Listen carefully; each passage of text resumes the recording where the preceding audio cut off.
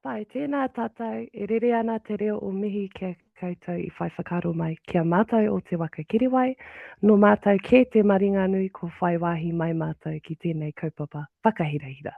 Thank you for this amazing opportunity, and I know we as Te Waka Kerewai are super grateful to be a part of this amazing kaupapa. Nā reira, tēnā tātou. Ko mākere I hakara tōku ingoa, he uri tēnei no Te Arawa, Ngāti Porou, Ngāti Kuri, anō hoki. Mai tū taniwha in Rotorua in Rotoiti Lake, ko tū te horonga nui and mataura. A significant thing about Mai tū taniwha is that a lot of our lakes in Rotorua are actually connected and have underground channels that connect to each roto throughout the Bay of Plenty. So Mai tū taniwha are travellers, and they like to travel and look after many people and many iwi as well. Nā reira, tēnā tātou. I'll first hand it over to the rest of my rōpū to introduce themselves and their taniwha before we get into it. Kia koe te wā, Tammy. Mauri ora I te whānau, ko ai au ko Temi Pōtini tōku ingoa, Ngāti Tipa, Ngāti Tiata, Te Hapu, e noho ana au ki Ramarama. Ko tōku taniwha, Kaipare. Kaipare comes from the Manukau Harbour, and I'm sure many of us are aware of who Kaipare is. It can be seen from Awhitu, so from the lighthouse. If you've never been, whānau, make sure you go. It's stunning out there. It's a guardian of the natural world and their people. When he leaves, his tail sweeps the sand into the sea. So as we round our kōrero into this, being a part of Niho Taniwha, yeah, just want to thank the team. So mauri ora. Kei a koe roi mata. Tēnā tātou, e tautoko ana ngā mihi komihia. Ko roi mata tani whapa o tōku ingoa, he uri tēnei no tainui waka, no pirongi a maunga, no kakepuku anō hoki. Ko taku kaitiaki taniwha, my kaitiaki taniwha resides and travels along the Waipa River. Her name is Waiwaia, and she's known in my hapu as the kaitiaki of Tamariki. And she keeps them safe in the streams and in the waterways, particularly in the Kaniwhaniwha stream, which just goes at the back of my marae, and that's the one that I used to swim in. So we acknowledge Waiwaia, and she likes Tamariki. E mihi ana, handing it back to you, Mākere. Pai, tēnā anō tātou. Today we have been given the opportunity to walk you through the journey we took in applying Niho Taniwha in a way that resonated for us. Before we do that, we'll provide a brief overview of who we are as Te Waka Kerewai. Te Waka Kerewai is a unit within Auckland Council whose sole remit is to deliver outcomes for whānau Māori across Tāmaki Makaurau. Te Waka Kerewai provides strategic leadership, support and guidance that enables long-term systems change to improve meaningful outcomes with and for Māori in Tāmaki Makaurau. The piece of mahi we will be showing you today is actually phase 2 of the process. So to help you understand the journey, let's take a brief and an important part of how we began the evaluation. And how cool is that, team?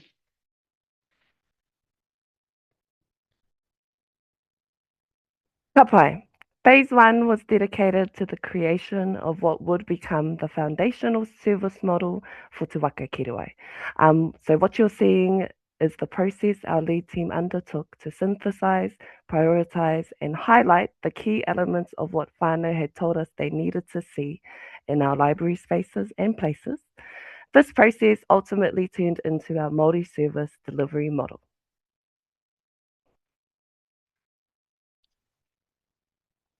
Before we start our kōrero, we just need to do a little bit of framing around our process and words we use through the mahi and what they mean.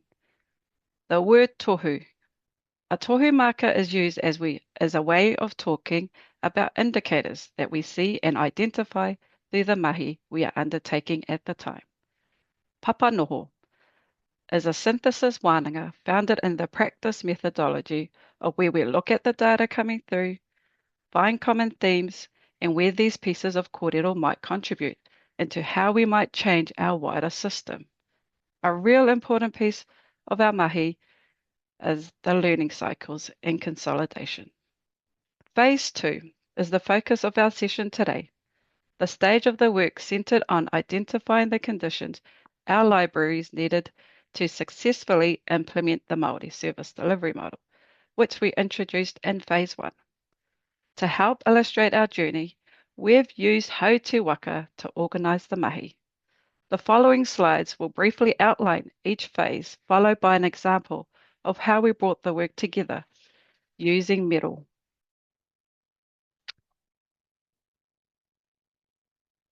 Our whakarite was all about preparing our waka for our journey and for the journey ahead, ensuring our people were on board, being clear in their roles and responsibilities, and united in purpose. It meant grounding ourselves in why we were undertaking this mahi, what we hoped to achieve, and carefully considering the resources, knowledge, and research we needed to carry with us. Te rapunga. This was the stage where we set out on the journey. We connected with teams already beginning to implement the Māori service delivery model and walked alongside them, offering support as they developed and tested their prototypes. For our team, this was a period of observing closely, watching the environment, noticing the conditions around us, and learning from the experiences unfolding in real time. Watching and attuning was the name of the game here. Nā reira, in Te Rapunga, we were attuning, watching, listening, and waiting. During Te Kitenga, we began kōrero with our teams and with the whānau they were engaging with, building a clearer picture of what they were experiencing and observing. We captured these insights, gathered further feedback from kaimahi and whānau through Padlet, Mentimeter, interviews, and surveys.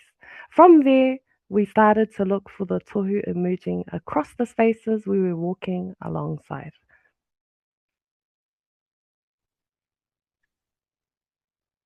Here we are considering all the tohu that have started to emerge through the kōrero. With kaimahi, whānau, we are being more precise and intentional about what the tohu are saying. Whānau shared that having a space dedicated to their mahi was important. Once this was activated, kaimahi observed both rangatahi and pākeke stepping into a greater responsibility for the environment, arriving early to set up, preparing resources, and staying a little longer to help clean up kōrero with kaimahi and whānau.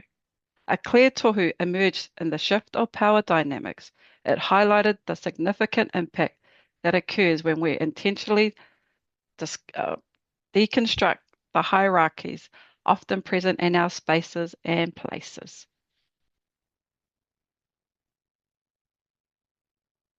Now that we're clear on the tohu, what our whānau are telling us, and the detail within each maka, we can begin to consider how these tohu might be brought to light and how they could act as levers within the system we work in.